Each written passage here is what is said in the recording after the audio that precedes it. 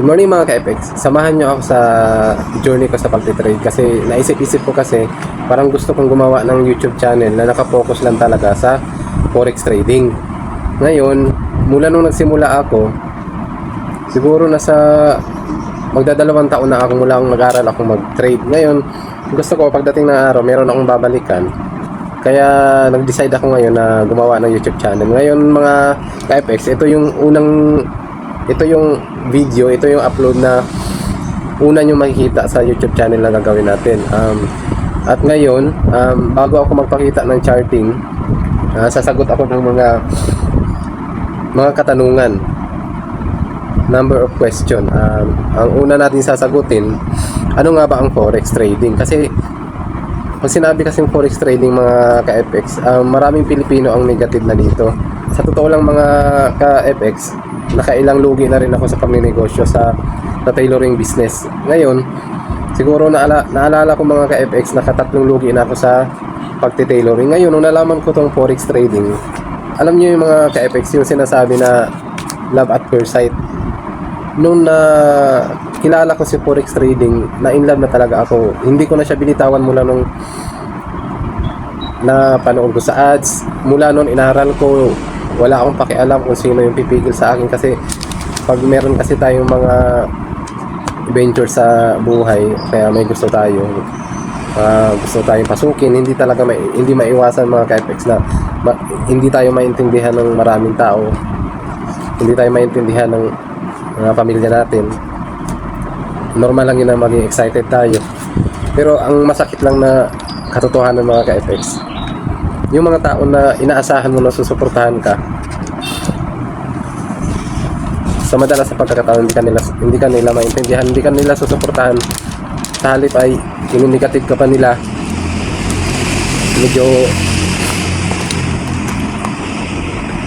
Medyo masakit lang mga ka-FX isipin na ang reality talaga ng buhay,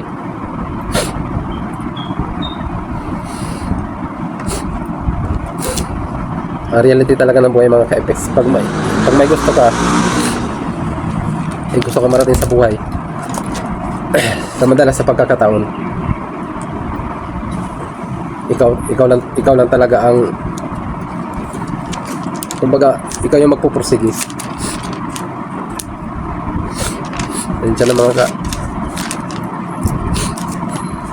Pasensya na mga ka-FX kasi isang bagay kasi yung pinagsisihan ko sa pagpasok ko sa forex trading.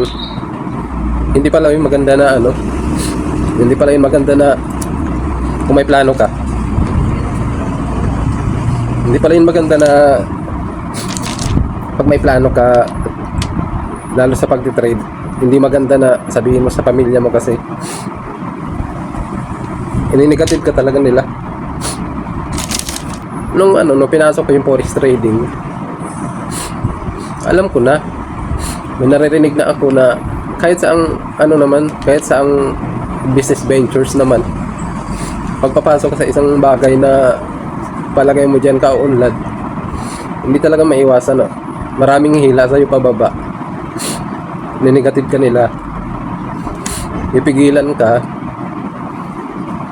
Ngayon, pag hindi ka ganun katibay hindi ka determinado sa bagay na gusto mo, may hila talaga nila. Pero ako mga ka-FX, naniniwala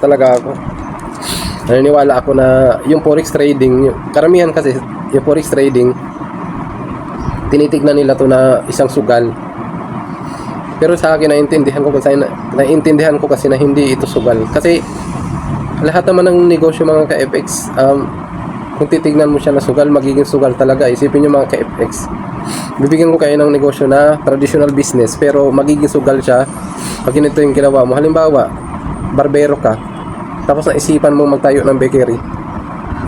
Doon pa lang mga ka-FX, dahil ganun yung setup, kahit yung bakery ay hindi siya sugal, pero dahil yung profession mo ay barbero, ngayon yung barbero pag nagtayo ng bakery, magiging sugal talaga siya dahil hindi niya profession yun, hindi niya kabisado. Parang ganun yun sa forex trading mga ka-FX.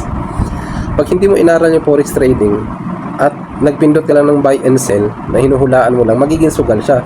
Pero pag inaral mo yung forex trading, ano yung mga factors na nagpapataas ng price, ano yung mga factors na nagpapababa ng price, doon mo makikita, doon mo malalaman na hindi siya sugal. Merong fundamental ang forex trading.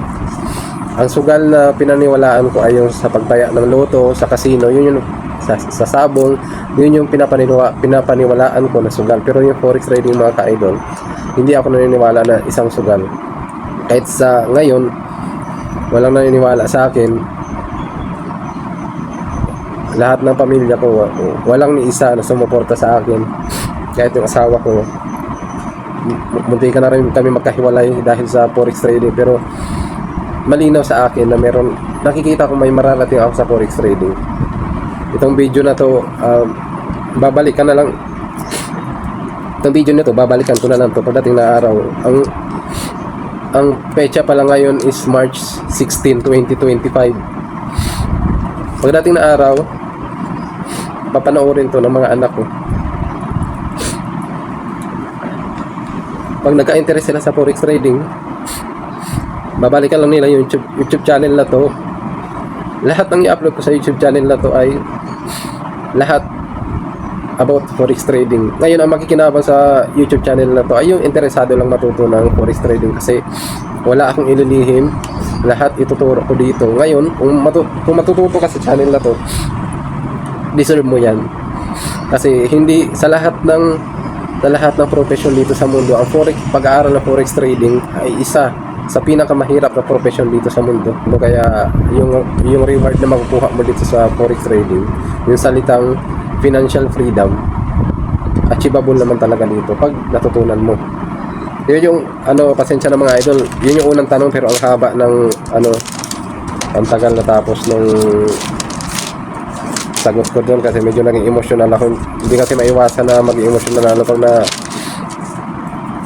lalo pag naalala ko na ang daming nagne-negative sa akin, walang sumusuporta sa akin. Yun yung unang tanong mga ka-FX. Ngayon, ang pangalawang tanong, bakit mo nagustuhan sa pumasok sa forex trading? Ulitin ko yung tanong mga ka-FX ha. Bakit mo nagustuhan pumasok sa forex trading? Ganito mga idol, papaliwanag ko. Nabanggit ko nga sa inyo mga ka-idol, nabanggit ko nga sa inyo mga ka-FX, 3 beses na ako nalugi sa pagte-tailoring. Mula ang una kong pagpasok sa tailoring business bago mag-pandemic. Tapos hanggang 2024, nakatatlong lugi na ako mga idol. Iba't ibang lugar yon. 2 sa Cavite, 1 sa Laguna. Tama. 2 sa Cavite, 1 sa Laguna. Ngayon mga ka-idol, nung nalaman ko sa forex trading, ito yung nag-iisang business na wala kang tauhan. Yun yung isang reason, itong business na to pwede siyang tumakbo na wala kang tauhan. Ngayon, pangalawang dahilan kaya nagustuhan ko to, hanggat may internet ka, kahit saang lugar ka sa Pilipinas, sa buong mundo, basta may internet ka, pwede ka mag-trade. Ibig sabihin, ang sarap isipin ng mga idol ay mga ka-FX, kasi kahit nasa bundo ka, hanggat kayang abutin ng internet, pwede kang mag-trade. Pagpunta ka na ibang bansa, pagbakasyon ka doon, nandun yung trabaho mo, nandun yung negosyo mo, dala-dala mo kahit saan. Sobrang sarap niya isipin kung maabot mo yung ganung level. Yun yung pangalawang dahilan. Yung pangatlong dahilan mga ka-FX ay pag natutunan mo yung pagiging profitable trader, ang bilis niyang i-scale. Kasi katulad yung mga ka-FX, pag profitable na kayo at nakakapasa na kayo sa mga prop firm, yung prop firm kasi mga ka-FX, sa next mga susunod na videos natin, ituturo ko sa inyo ano yung prop firm. Pero yung prop firm mga ka-FX, isang company, ito yung isang company na may pera sila, ito yung trader na walang puhunan. Itong prop firm, ito yung mabibigay ng puhunan dito sa trader na to para i-trade yung pera nila. Ngayon, pag yung trader napatubo niya yung account na yon, kumita yung account, makakaroon lang ng ilang percent yung prop firm doon. Tapos parang 20% sa prop firm, 80% doon sa trader. Kaya sabihin mga ka-FX, pag binigyan ka ng prop firm ng 1 million pesos na account, pag binigyan ka ng proper na 1 million pesos na account, pag kung ano man yung kitain mo dun sa 1M account na yon, 80% sa'yo yun mapupunta, yung 20% dun sa proper. Kaya ibig sabihin mga idol, yung binabanggit ko na ang bilis ng scale yung ganitong business pag marunong ka na. Pero pag hindi ka pa marunong mga idol, magsusunod ka rin na pera dito. Kasi tulad sa akin mga ka-FX, di ko na maalala kung ilang proper accounts na yung nasunog ko, ilang puhunan na yung nasunog ko dito bago ako ngayon kasi mga ka-FX, nasa stage pa ako ng break even stage, pero nakikita ko unti-unti na ako nakakalabas sa break even stage. Kaya gusto kong i-document sa dami ko nung nasunog na proper account mga ka-FX. Ito yung kauna-unahang proper account challenge ang nakikita ko na first proper challenge na maipasa ko. Kaya bago ko maipasa mga ka-FX, gusto kong i-document, gusto kong ipakita para pagdating na araw meron akong babalikan. Yun yung pangalawang tanong mga ka-FX. Yung pangatlong tanong, gaano ka nakatagal nag-aaral ng forex trading? Ganito mga ka-FX, ngayon sasabihin ko, nagsimula talaga nung nakilala ko yung forex trading. Ano yun, naalala ko, July 17, 2024. Ibig sabihin mga ka-FX, mula nung July 17, 2024, nung natutunan ko, talagang gabi-gabi ako nagpupuyat para aralin lahat ng aspects, lahat ng dapat matutunan ko sa pag-trade. Mula noon, July 17, 2024. Ngayon, ano na ngayon? March 16, 2025. Ibig sabihin mga ka-FX, ilang buwan na lang, magto 2 years na sa forex trading. Kaya, tapos, walang pahinga mga ka-FX. Araw-araw, gabi-gabi, nag-journal ako, nag-aaral ako ng dapat malaman, yung mga indicators, mga EMA, SMA, RSI, mga Bollinger Bands, support resistance, demand zone, supply zone. Pero yung support and resistance tsaka demand zone, supply zone, medyo hawig lang yun sila, pero magkaiba lang ng pangalan. Tapos trend line. Tapos nung unti-unti nakikita ko na parang unti-unti parang nakakasurvive na yung account ko. I-share ko pala mga ka-FX, yung account ko ngayon ay sa Funding Traders. Yung account ko na yun, Funding Traders, 10K USD account. Phase 2 challenge. Ngayon mga ka-FX, nag-apply ako dun sa account na yun July 15, 2014. Ngayon mga ka-FX, anong buwan na ngayon? March 16, 2025. Nasa pang 8 months na ako dun sa proper challenge ko na yun mga ka-FX. Phase 1 pa lang yun mga ka-FX. Ngayon yung nagawa ko na trade doon ay 581 trades na mga ka-FX. Tapos hindi ang status ng account ngayon is 97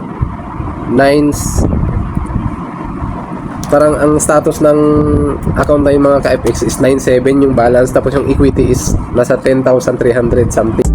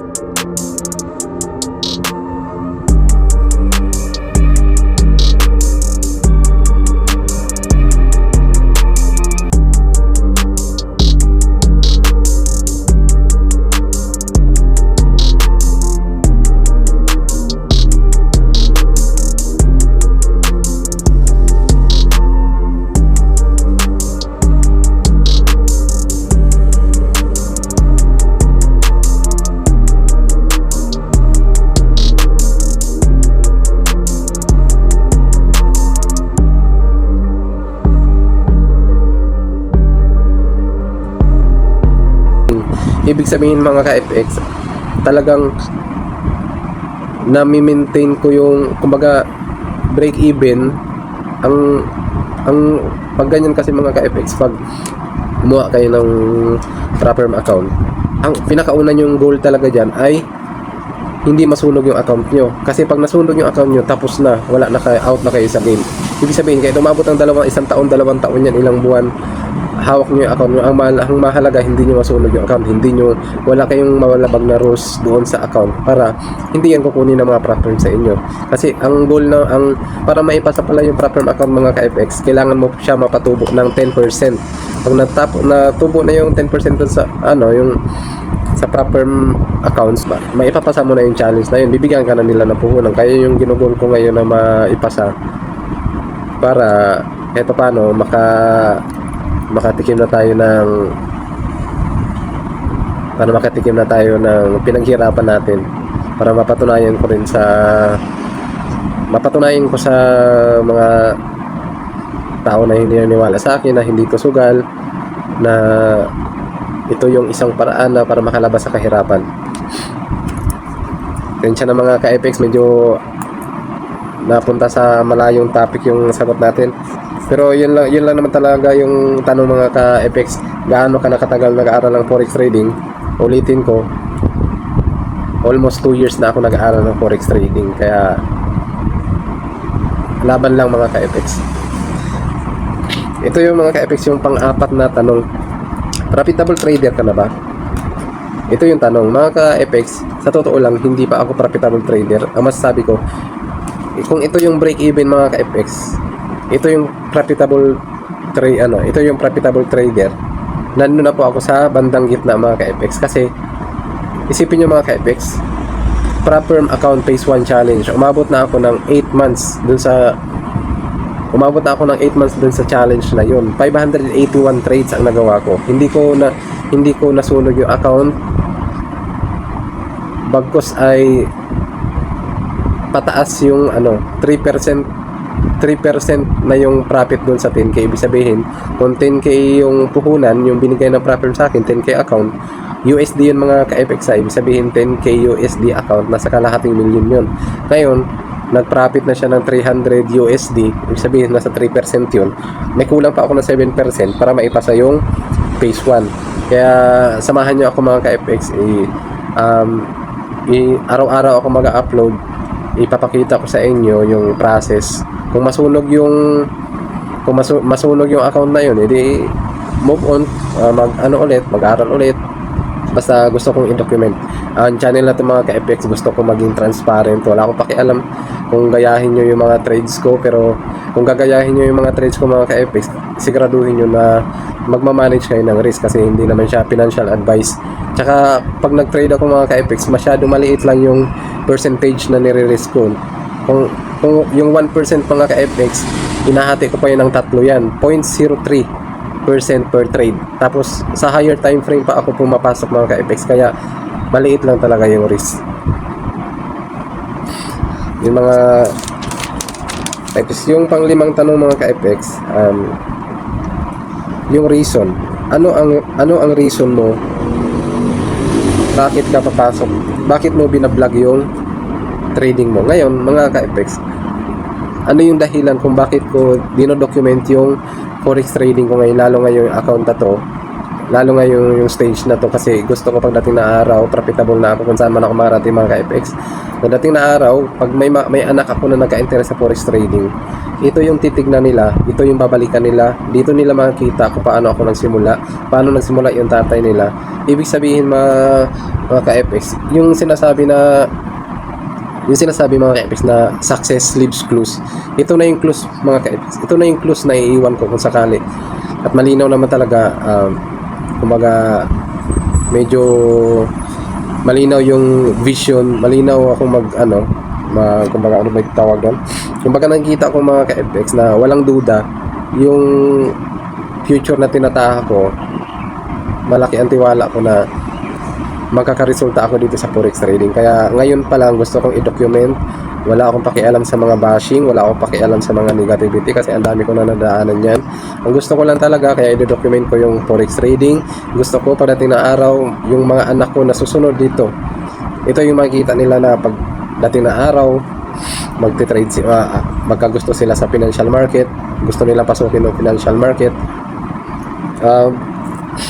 Meron na silang guide kasi ang para sa akin mga ka-FX, naniniwala ako na pag yung ipinamana mo sa next generation mo ay pera, kahit gaano kalaki yan, mauubos yan.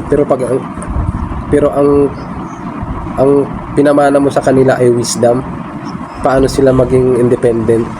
Yun ang pinakamagandang pamana para sa akin mga ka-FX.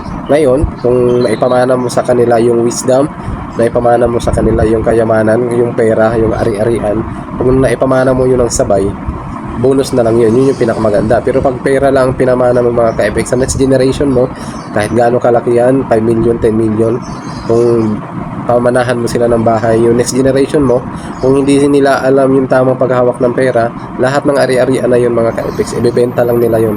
Lahat ng meron ka, isasanla nila yun, paghati-hatian nila. Walang maiiwan yung mga ka-FX. Kung yung mga next generation natin ay hindi natin naturuan ng tamang paghawak ng pera, yung wisdom, mababaliwala na yung mga ka-FX. Kaya naniwala ako, ito yung journey na to, ang dinodocument ko para pagdating na araw, ito yung susundan ng mga next generation ko kung papasok sila sa forex trading. Kaya mga ka-FX, ngayon pala ay March 16, 2025, araw ng linggo, pero pumasok pa rin ako sa trabaho ko mga ka-FX kasi ngayon pinasasabay ko yung pag-aral ng forex trading sa trabaho ko. Ako pala ay isang tailor, nagtatahi ako ng mga Amerikana. Linggo ngayon mga ka-FX, kita nyo naman, linggo ngayon ako lang pumapasok, walang linggo-linggo sa akin kasi ang mindset ko araw-araw Monday yung iniisip ko. Kasi pagdating na araw mga idol, pag nakuha na natin yung financial freedom, pwede na tayo mag araw-araw Sunday, ganun lang yun. Ibig sabihin, magtatanim muna tayo ngayon para pagdating na araw mag-aani na lang tayo. Ngayon mga ka-FX, ang edad ko ay 32 years old. Ang target ko naman makuha yung financial freedom ay 40 years old. At sana mga ka-FX, samahan nyo itong channel na to, subaybayan nyo po yung mga i-upload ko dito at marami po kayong matutunan. Kaya mga ka-FX, ingat.